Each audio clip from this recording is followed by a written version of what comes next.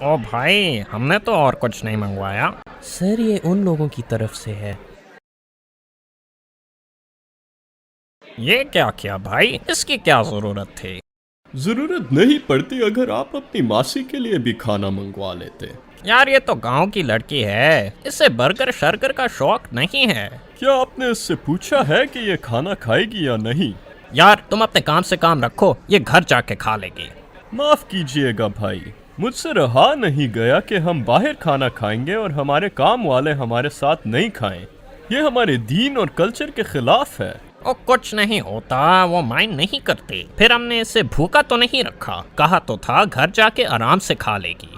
بھائی خود کو اس کی جگہ رکھ کے سوچیں، اگر آپ اپنے باس یا کسی بڑے آدمی کے ساتھ کھانے پہ جائیں اور وہ آپ کو کام پکڑا کر خود کھانا کھائے اور آپ کو بعد میں کھانے کا کہے تو کیا آپ کو برا محسوس نہیں ہوگا؟ برا تو لگے گا، لیکن میں اپنا کھانا خود خرید لوں گا، اتنی تو توفیق دی ہے اللہ نے مجھے۔ اگر آپ کو اللہ نے اتنی توفیق دی ہے تو اسے کھلانے میں کیا حرج ہے؟ اور پھر سوچیں آپ کے بچے کس سوچ سے بڑے ہوں گے، کہ وہ دوسروں کو خود سے کم تر سوچیں؟ بس بھائی اور نہیں، میں بہت شرمندہ ہوں، آپ نے آج مجھے بہت اچھا سبق سکھایا، میں آپ کا شکر گزار ہوں۔ میں ویٹر سے کہتا ہوں کہ اس کا بل میں دے دوں گا۔